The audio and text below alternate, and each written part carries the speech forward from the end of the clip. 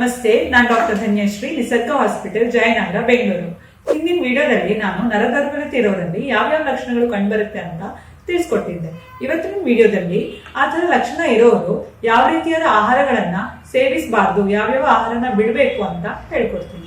So ನರದೌರ್ಬಲ್ಯತೆ ಅಥವಾ neuropathy, peripheral neuropathy ಅಥವಾ sensory neuropathy ಇರೋರಲ್ಲಿ ಪಾದ ಉರಿ, ಕೈಕಾಲಲ್ಲಿ ಜೋಮ್ ಬರೋದು, ಕೈಕಾಲಲ್ಲಿ ಸೆಳೆತ ಬರುವಂಥದ್ದು ಇರ್ಬೋದು, ಅಥವಾ ಟಿಂಗ್ಲಿಂಗ್ ಸೆನ್ಸೇಷನ್, ಈ ತರದ ಸಮಸ್ಯೆ, ಈ ತರದ ಲಕ್ಷಣಗಳು ಕಂಡುಬರುತ್ತೆ.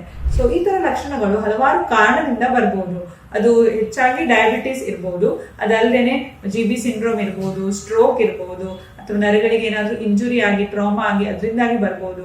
ಸೊ ಈ ರೀತಿಯ ಹಲವಾರು ಕಾರಣಗಳಿಂದ ಈ ರೀತಿಯಾದ ಸಿಂಪ್ಟಮ್ಸ್ ಅಥವಾ ನ್ಯೂರೋಪತಿ, ಸೆನ್ಸರಿ ನ್ಯೂರೋಪತಿ ಬರೋ ಸಾಧ್ಯತೆ ಇರುತ್ತೆ. ಆದ್ರೆ ನಮ್ಮಲ್ಲಿ ಬರುವಂತ ಪೇಷಂಟ್ಸ್ ಅಲ್ಲಿ ಈಗ ಪೆರಿಫೆರಲ್ ನ್ಯೂರೋಪತಿಯಲ್ಲಿ ಕಾಮನ್ ರೀಸನ್ ಏನು ಅಂದ್ರೆ ಡಯಾಬಿಟಿಸ್. ಹೆಚ್ಚಾಗಿ ನಾವು ನೋಡ್ತಾನೆ ಇದೀವಿ, ಪ್ರತಿ ಮನೆಯಲ್ಲಿ ಒಬ್ರು ಶುಗರ್ ಇರೋರು ಇದ್ದೇ ಇರ್ತಾರೆ. ಸೊ ಈ ಲಾಂಗ್ ಟರ್ಮ್ ಶುಗರ್ ಇದ್ದಾಗ, ಅಂದ್ರೆ ಡಯಾಬಿಟಿಸ್ ಇಂದ ಯಾರ್ಯಾರು 10-20 ವರ್ಷದಿಂದ ಸಫರ್ ಮಾಡ್ತಾ ಇರ್ಬೋದು, ಅಥವಾ ನಿಮ್ಮ ಶುಗರ್ ಲೆವೆಲ್ ಕಂಟ್ರೋಲ್ ಅಲ್ಲಿ ಇಲ್ಲದೆ ಯಾವಾಗ್ಲೂ ಹೈ ಆಗಿರ್ಬೋದು. ಸೊ ಏನಾಗುತ್ತೆ, ಕಾನ್ಸ್ಟೆಂಟ್ ಆಗಿ ಬ್ಲಡ್ ಶುಗರ್ ಲೆವೆಲ್ ನಮ್ಮ ಬಾಡಿಯಲ್ಲಿ ಹೈ ಇದ್ದಾಗ ಇದು ನರಗಳ ಮೇಲೆ ಆಕ್ಸಿಡೇಟಿವ್ ಸ್ಟ್ರೆಸ್ ಅನ್ನ ನೀಡುತ್ತೆ. ಇದರಿಂದಾಗಿ ಏನಾಗುತ್ತೆ, ನರ್ವ್ ಡ್ಯಾಮೇಜ್ ಮತ್ತೆ ನರ್ವ್ ಇರಿಟೇಷನ್ ಸ್ಟಾರ್ಟ್ ಆಗುತ್ತೆ. ಇದಲ್ಲದೆ ನ್ಯೂರೋಪತಿ ಅಂದಾಗ ಹೆಚ್ಚಾಗಿ ಕಾಲುಗಳಲ್ಲಿ ಸ್ಟಾರ್ಟ್ ಆಗುತ್ತೆ ಸಿಂಪ್ಟಮ್ಸ್ ಎಲ್ಲ. ಯಾಕೆ ಅಂದ್ರೆ ಇದು ನಮ್ಮ ಹೃದಯದಿಂದ ತುಂಬಾ ದೂರ ಇರುತ್ತೆ. ಸೊ ಇಲ್ಲಿಗೆ ಬ್ಲಡ್ ಸರ್ಕ್ಯುಲೇಷನ್ ಕರೆಕ್ಟ್ ಆಗಿ ಆಗ್ಬೇಕು. ಸೊ ಶುಗರ್ ಲೆವೆಲ್ಸ್ ಎಲ್ಲ ಜಾಸ್ತಿ ಇದ್ದಾಗ ಏನಾಗುತ್ತೆ, ನಮ್ಮ ಬಾಡಿಯಲ್ಲಿ ಇನ್ಫ್ಲಮೇಷನ್ ಜಾಸ್ತಿ ಆಗುತ್ತೆ. ಸೊ ನಮ್ಮ ಬ್ಲಡ್ ವೆಸಲ್ಸ್ ಅಲ್ಲಿ ಇನ್ಫ್ಲಮೇಷನ್ ಜಾಸ್ತಿ ಆದಾಗ ನಮ್ಮ ನರಗಳಿಗೆ ಅದಕ್ಕೆ ಬೇಕಾದಂತಹ ಆಕ್ಸಿಜನ್ ಇರ್ಬೋದು, ಪೋಷಕಾಂಶಗಳು ಇರ್ಬೋದು, ಇವೆಲ್ಲ ಸರಿಯಾಗಿ ಸಿಗ್ತಾ ಇರಲ್ಲ. ಇದರಿಂದಾಗಿ ನರ್ವ್ ಡ್ಯಾಮೇಜ್ ಆಗಿ, ನರ್ವ್ ಇರಿಟೇಷನ್ ಆಗಿ ಈ ರೀತಿಯಾದ ಸಮಸ್ಯೆ ಕಂಡುಬರುವಂತ ಸಾಧ್ಯತೆ ಇರುತ್ತೆ. ಈ ರೀತಿಯಾದ ಸಮಸ್ಯೆ ಇದ್ದಾಗ ಅವರಿಗೆ ಕರೆಕ್ಟ್ ಆಗಿ ನಿದ್ದೆ ಬರ್ತಾ ಇರಲ್ಲ, ಆಂಗ್ಸೈಟಿ ಇರುತ್ತೆ, ಸ್ಟ್ರೆಸ್ ಇರುತ್ತೆ. ಹಾಗೇನೆ ಕೆಲವು ಸರಿ ನೀವು ತಿನ್ನುವಂತ ಆಹಾರದಿಂದ ಕೂಡ ನಿಮ್ಮ ಈ ಸಿಂಪ್ಟಮ್ಸ್ ಎಲ್ಲ ಜಾಸ್ತಿ ಆಗುವಂತ ಸಾಧ್ಯತೆ ಇರುತ್ತೆ. ಸೊ ಈ ಸಿಂಪ್ಟಮ್ಸ್ ನ ನೀವು ಕಮ್ಮಿ ಮಾಡ್ಬೇಕಂದ್ರೆ, ನರದ ಸಮಸ್ಯೆ ಆದಷ್ಟು ಕಮ್ಮಿ ಆಗ್ಬೇಕು ಅಂದ್ರೆ ನಾವು ಯಾವ್ಯಾವ ಆಹಾರಗಳನ್ನ ಬಿಡ್ಬೇಕು ಅಂತ ತಿಳ್ಕೊಳ್ಳೋಣ. ಸೊ ಅದರಲ್ಲಿ ಫಸ್ಟ್ ಬರೋದೇ ಗ್ಲೂಟನ್, ಅಂದ್ರೆ ವೀಟ್.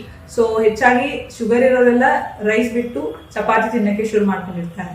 ಆದ್ರೆ ಚಪಾತಿಯಲ್ಲಿ, ಅಂದ್ರೆ ವೀಟ್ ಇಂದ ಮಾಡಿರುವಂತ ಚಪಾತಿಯಲ್ಲಿ ಗ್ಲೂಟನ್ ಇರುತ್ತೆ. ಸೊ ಈ ಗ್ಲೂಟನ್ ಏನ್ ಮಾಡುತ್ತೆ, ಗ್ಲೂಟನ್ ತಿನ್ನುವಾಗ ಹಲವರಲ್ಲಿ ಡೈಜೆಸ್ಟಿವ್ ಇಶ್ಯೂಸ್ ಕಂಡು ಬರುತ್ತೆ. ಸೊ ಈಗ IBS ಇರೋರಲ್ಲಿ ಅವ್ರಿಗೆ ಸಿಂಪ್ಟಮ್ಸ್ ಜಾಸ್ತಿ ಆಗ್ಬೋದು, ಲೂಸ್ ಮೋಷನ್ ಪದೇ ಪದೇ ಆಗೋದು, ಈ ತರದ ಸಾಧ್ಯತೆ ಇರುತ್ತೆ. ಇಲ್ಲದಿದ್ರು ಈ ಗ್ಲೂಟನ್ ಇರುವಾಗ ಏನಾಗುತ್ತೆ ಅಂದ್ರೆ, ಈ ಡೈಜೆಸ್ಟಿವ್ ಇಶ್ಯೂಸ್ ಆದಾಗ ನಮ್ಮ ಸ್ಮಾಲ್ ಇಂಟೆಸ್ಟೈನ್ ಅಲ್ಲಿ ಇನ್ಫ್ಲಮೇಷನ್ ಕ್ರಿಯೇಟ್ ಆಗುತ್ತೆ. ಸೊ ಈ B12, ವಿಟಮಿನ್ B12 ಹೆಚ್ಚಾಗಿ ಕರೆಕ್ಟ್ ಆಗಿ ಅಬ್ಸಾರ್ಬ್ ಆಗ್ಬೇಕು ಅಂದ್ರೆ ನಮ್ಮ ಸ್ಮಾಲ್ ಇಂಟೆಸ್ಟೈನ್ ಇಂದ ಇದು ಅಬ್ಸಾರ್ಬ್ ಆಗುತ್ತೆ. ಸೊ ಈ ಗ್ಲೂಟನ್ ತಿಂದಾಗ ನಮ್ಮ ಸ್ಮಾಲ್ ಇಂಟೆಸ್ಟೈನ್ ಅಲ್ಲಿ ಏನಾದ್ರೂ ಸಮಸ್ಯೆ ಆದಾಗ ಈ B12 ಅಬ್ಸಾರ್ಪ್ಷನ್ ಅಲ್ಲಿ ಕೊರತೆ ಇರುತ್ತೆ, ಅದು ಕರೆಕ್ಟ್ ಆಗಿ ಅಬ್ಸಾರ್ಪ್ಷನ್ ಆಗಲ್ಲ. ಇದರಿಂದಾಗಿ B12 ಡಿಫಿಷಿಯನ್ಸಿ ಆಗೋ ಸಾಧ್ಯತೆ ಇರುತ್ತೆ. ಸೊ ಈ ವಿಟಮಿನ್ B12 ನಮ್ಮ ನರದ ಆರೋಗ್ಯಕ್ಕೆ ತುಂಬಾ ಮುಖ್ಯ. ಸೊ ನಾವು ತಿನ್ನೋ ಆಹಾರದಲ್ಲಿರೋ B12 ನಮ್ಗೆ ಕರೆಕ್ಟ್ ಆಗಿ ಸಿಗ್ತಿಲ್ಲ ಅಂತ ಆದ್ರೆ ಅದರಿಂದ ಕೂಡ ಈ ನಿಮ್ಮ ಪಾದ ಉರಿ ಇರ್ಬೋದು, ಅಥವಾ ಕೈಕಾಲಲ್ಲಿ ಜೋಮು, ಇವೆಲ್ಲ ಜಾಸ್ತಿ ಆಗುವಂತ ಸಾಧ್ಯತೆ ಇರುತ್ತೆ. ಸೊ ಅದರಿಂದಾಗಿ ನಾವು ಆದಷ್ಟು ವೀಟ್ ಪ್ರಾಡಕ್ಟ್ಸ್ ಅನ್ನ ಅವಾಯ್ಡ್ ಮಾಡುವಂಥದ್ದು ಒಳ್ಳೆಯದು.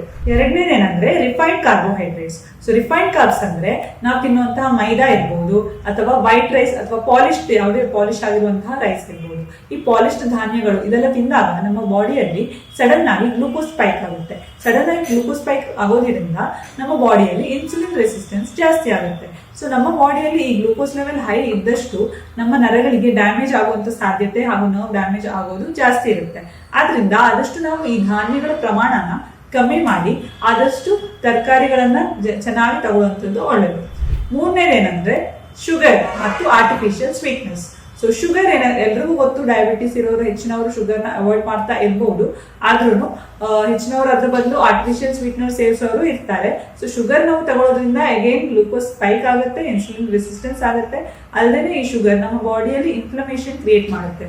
ಸೊ ನಮ್ಮ ಬಾಡಿಯಲ್ಲಿ ಇರುವಂತಹ ಎಲ್ಲ ರೀತಿಯಾದ ಇನ್ಫ್ಲಮೇಷನ್, ಅರ್ಥರೈಟಿಸ್ ಇರ್ಬೋದು, ನ್ಯೂರೈಟಿಸ್ ಇರ್ಬೋದು, ಸೊ ಈ ರೀತಿಯಾದ ಐಟಿಸ್ ಬರುವಂತ ಎಲ್ಲ ಇನ್ಫ್ಲಮೇಷನ್ಗೆ ಶುಗರ್ ಒಂದು ಕಾರಣವಾಗುವಂತ ಸಾಧ್ಯತೆ ಇರುತ್ತೆ. ಸೊ ಇನ್ಫ್ಲಮೇಷನ್ ಜಾಸ್ತಿ ಆದ ತಕ್ಷಣ ಬಾಡಿಯಲ್ಲಿ ನರ್ವ್ ಪೇನ್ ಎಲ್ಲಾನು ಜಾಸ್ತಿ ಆಗುವಂತ ಸಾಧ್ಯತೆ ಇರುತ್ತೆ. ಅಲ್ಲದೆ ಆರ್ಟಿಫಿಷಿಯಲ್ ಸ್ವೀಟ್ನೆಸ್. ಸೊ ಹೆಚ್ಚಿನವ್ರು ಏನ್ ಮಾಡ್ತಾರೆ, ಶುಗರ್ ತಿನ್ನಕ್ ಆಗಲ್ಲ ಅಂತ ಆರ್ಟಿಫಿಷಿಯಲ್ ಸ್ವೀಟ್ನೆಸ್ ನ ತಗೊಳ್ಳುವಂತ ಅಭ್ಯಾಸ ಮಾಡಿರ್ತಾರೆ. ಬಟ್ ಈ ಆರ್ಟಿಫಿಷಿಯಲ್ ಸ್ವೀಟ್ನೆಸ್ ಅಲ್ಲಿ ಕ್ಯಾಲರೀಸ್ ಇಲ್ದೇನೆ ಇರಬಹುದು, ಆದ್ರೆ ಅದು ನಿಮ್ಮಲ್ಲಿರುವಂತಹ ಇನ್ಸುಲಿನ್ ಸ್ಪೈಕ್ ಅನ್ನ ನಿಲ್ಸಲ್ಲ. ಶುಗರ್ ಸ್ಪೈಕ್ ಕಮ್ಮಿ ಇರ್ಬೋದು ಅಥವಾ ಗ್ಲೂಕೋಸ್ ರೈಸ್ ಆಗದೆ ಇರ್ಬೋದು, ಆದ್ರೆ ಇನ್ಸುಲಿನ್ ರೆಸಿಸ್ಟೆನ್ಸ್ ನ ಕ್ರಿಯೇಟ್ ಮಾಡುತ್ತೆ. ಅಲ್ಲದೆ ಆರ್ಟಿಫಿಷಿಯಲ್ ಸ್ವೀಟ್ನರ್ಸ್ ಅಲ್ಲಿ ಬಳಕೆ ಮಾಡಿರುವಂತಹ ಕೆಲವೊಂದು ಕೆಮಿಕಲ್ಸ್ ಇಂದ ತುಂಬಾನೇ ಸೈಡ್ ಎಫೆಕ್ಟ್ಸ್ ಗಳು ಆಗುವಂತ ಸಾಧ್ಯತೆ ಕೂಡ ಇರುತ್ತೆ. ಹಾಗೇನೆ ಇದು ನಿಮ್ಮ ಶುಗರ್ ಕ್ರೇವಿಂಗ್ಸ್ ಅನ್ನು ಕೂಡ ಇನ್ನ ಜಾಸ್ತಿ ಮಾಡುವಂತ ಸಾಧ್ಯತೆ ಇರುತ್ತೆ. ಆದ್ರಿಂದ ಬೆಸ್ಟ್ ಏನು ಅಂದ್ರೆ ಶುಗರ್ ಇರಲಿ ಆರ್ಟಿಫಿಷಿಯಲ್ ಸ್ವೀಟರ್ಸ್ ಇರಲಿ ಯಾವುದೇ ಆದ್ರೂ ನಾವು ಅದನ್ನ ಲಿಮಿಟ್ ಅಲ್ಲಿ ಇಡೋದು ತುಂಬಾನೇ ಒಳ್ಳೇದು. ಕಂಪ್ಲೀಟ್ ಆಗಿ ಅವಾಯ್ಡ್ ಮಾಡಿದ್ರೆ ಇನ್ನೂ ಬೆಸ್ಟ್ ಅದು. ನಾಲ್ಕನೇದೇನೆಂದ್ರೆ ಡೀಪ್ ಫ್ರೈಡ್ ಫುಡ್ಸ್, ಸೊ ಎಣ್ಣೆಯಲ್ಲಿ ಕದ್ದಿರುವಂತಹ ಪದಾರ್ಥಗಳು. ಸೊ ಇದರಲ್ಲಿ ಅಡ್ವಾನ್ಸ್ಡ್ ಗ್ಲೈಕೇಟೆಡ್ ಎಂಡ್ ಪ್ರಾಡಕ್ಟ್ಸ್ ಅಂತ ಹೇಳ್ತೀವಿ. ಸೊ ಇಂಥ ಪ್ರಾಡಕ್ಟ್ಸ್ ಗಳು ಇರುತ್ತೆ. ಇದಲ್ಲದೇನೆ ಟ್ರಾನ್ಸ್ ಫ್ಯಾಟ್ಸ್, ಸೊ ಪದೇ ಪದೇ ಸೇಮ್ ಎಣ್ಣೆಯಲ್ಲಿ ಕರ್ದಿರೋದ್ರಿಂದ ಅಥವಾ ತುಂಬಾ ಹೈ ಟೆಂಪರೇಚರ್ ಅಲ್ಲಿ ಕರ್ದಿರೋದ್ರಿಂದ ಈ ಗ್ಲೈಕೇಟೆಡ್ ಎಂಡ್ ಪ್ರಾಡಕ್ಟ್ಸ್ ಮತ್ತೆ ಟ್ರಾನ್ಸ್ ಫ್ಯಾಟ್ ಗಳು ಕ್ರಿಯೇಟ್ ಆಗುತ್ತೆ ಫುಡ್ ಅಲ್ಲಿ. ಸೊ ಈ ಟ್ರಾನ್ಸ್ ಫ್ಯಾಟ್ ಗಳಿಂದ ನಾವು ಸೇರಿಸೋದ್ರಿಂದ ನಮ್ಮ ಬಾಡಿಯಲ್ಲಿ ಇರುವಂತಹ ಕೆಟ್ಟ ಕೊಲೆಸ್ಟ್ರಾಲ್ ಲೆವೆಲ್ ಅಂದ್ರೆ LDL ಲೆವೆಲ್ಸ್ ಎಲ್ಲ ಜಾಸ್ತಿ ಆಗುತ್ತೆ. ಈ LDL ಲೆವೆಲ್ಸ್ ಎಲ್ಲ ಜಾಸ್ತಿ ಆದಾಗ ನಮಗೆ ಬ್ಲಡ್ ಪ್ರೆಷರ್ ಕೂಡ ಜಾಸ್ತಿ ಆಗೋ ಸಾಧ್ಯತೆ ಇರುತ್ತೆ. ಸೊ ನಮಗೆ BP ಕಾಯಿಲೆ ಬರುವಂತ ಸಾಧ್ಯತೆ ಇರುತ್ತೆ. ಇದಲ್ಲದೆ ಹೃದಯ ಸಂಬಂಧಿತವಾದ ಕಾಯಿಲೆ ಬರುವಂತ ಸಾಧ್ಯತೆ ಇರುತ್ತೆ. ಹಾಗೆಯೇ ನಮ್ಮ ಬಾಡಿಯಲ್ಲಿ ಇನ್ಫ್ಲಮೇಷನ್ ಕೂಡ ಜಾಸ್ತಿ ಆಗುತ್ತೆ. ಸೊ ಇದರಿಂದಾಗಿ ಕೂಡ ನಿಮ್ಮ ನರಗಳಿಗೆ ಇರಿಟೇಷನ್ ಜಾಸ್ತಿ ಆಗುವಂತ ಸಾಧ್ಯತೆ ಇರುತ್ತೆ. ಸೊ ಆದಷ್ಟು ನಾವು ಕರೆದಿರೋ ಪದಾರ್ಥನ ಕಡಿಮೆ ಮಾಡುವಂಥದ್ದು ಒಳ್ಳೆಯದು. ಐದನೇದು ಕಾರ್ಬೋನೇಟೆಡ್ ಡ್ರಿಂಕ್ಸ್. ಇದು ಸೋಡಾ ಇರ್ಬೋದು, ಸಾಫ್ಟ್ ಡ್ರಿಂಕ್ಸ್ ಇರ್ಬೋದು, ಇದರಲ್ಲಿ ಹೈ ಶುಗರ್ ಅನ್ನ ಯೂಸ್ ಮಾಡಿರ್ತಾರೆ. ಇದಲ್ಲದೆ ಇದರಲ್ಲಿ ಬ್ರೋಮಿನೇಟೆಡ್ ವೆಜಿಟೇಬಲ್ ಆಯಿಲ್ ಅನ್ನುವಂತಹ ಕೆಮಿಕಲ್ ಯೂಸ್ ಮಾಡಿರ್ತಾರೆ. ಸೊ ಇದು ಡೈರೆಕ್ಟ್ ಆಗಿ ನಮ್ಮ ನರಗಳಿಗೆ ಡ್ಯಾಮೇಜ್ ಅನ್ನ ಮಾಡುತ್ತೆ. ಹಾಗೇನೆ ಈ ಕಾರ್ಬೋನೇಟೆಡ್ ಡ್ರಿಂಕ್ಸ್ ಸೇವನೆ ಮಾಡೋದ್ರಿಂದ ಇದು ನಮ್ಮ ಪೊಟ್ಯಾಷಿಯಂ ಲೆವೆಲ್ಸ್ ಅನ್ನ ಕೂಡ ಕಡಿಮೆ ಮಾಡುತ್ತೆ. ಸೊ ಪೊಟ್ಯಾಷಿಯಂ ಲೆವೆಲ್ಸ್ ಕಮ್ಮಿ ಆದ್ರೆ ಮತ್ತೆ ನಮ್ಮ ನರಗಳ ಇರಿಟೇಷನ್ ಜಾಸ್ತಿ ಆಗುವಂತ ಸಾಧ್ಯತೆ ಇರುತ್ತೆ. ಹಾಗೇನೆ ಆರನೇದು ಏನಂದ್ರೆ ಸಾಲ್ಟ್. ಸೊ BP ಕಾಯಿಲೆ ಇದ್ದವರು ಸಾಲ್ಟ್ ಕಡಿಮೆ ಮಾಡ್ಬೇಕು ಅಂತ ಸಾಧಾರಣವಾಗಿ ಎಲ್ರಿಗೂ ಗೊತ್ತಿರುತ್ತೆ. ಆದ್ರೆ ಈ ನರಗಳ ಇರಿಟೇಷನ್ ಕಮ್ಮಿ ಮಾಡ್ಬೇಕಾ ಅಂತ ನಿಮಗೆ ಅನಿಸ್ತಾ ಇರಬಹುದು. ಸೊ ಸಾಲ್ಟ್ ನಾವು ಗೊತ್ತಿಲ್ಲದೆ ಬೇರೆ ಬೇರೆ ರೀತಿಯಲ್ಲಿ ನಮ್ಮ ಆಹಾರದಲ್ಲಿ ತುಂಬಾನೇ ಸೇವಿಸ್ತಾ ಇರ್ತೀವಿ. ಸೊ ಆದಷ್ಟು ನಾವು ಸಾಲ್ಟ್ ಅನ್ನ ಲಿಮಿಟ್ ಮಾಡೋದು ತುಂಬಾ ಒಳ್ಳೇದು. ದಿನಕ್ಕೆ 5 ಗ್ರಾಮ್ಗಿಂತ ಕಮ್ಮಿ ಸಾಲ್ಟ್ ಅಥವಾ ಮಿನಿಮಮ್ 5 ಗ್ರಾಮ್ ಬಳಕೆ ಮಾಡಿದ್ರೆ ಒಳ್ಳೇದು. ಅದಕ್ಕಿಂತ ಜಾಸ್ತಿ ಆಗದೆ ಇರುವಷ್ಟು ನೋಡ್ಕೋತಾ ಇದ್ರೆ ಒಳ್ಳೇದು.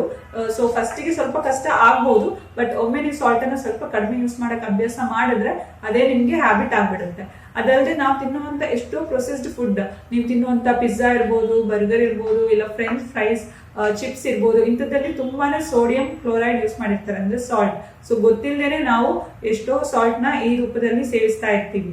ಸೊ ಆದಷ್ಟು ನಾವು ಸಾಲ್ಟ್ ಇಂಟೇಕ್ ನ ಲಿಮಿಟ್ ಮಾಡೋದು ತುಂಬಾ ಒಳ್ಳೇದು.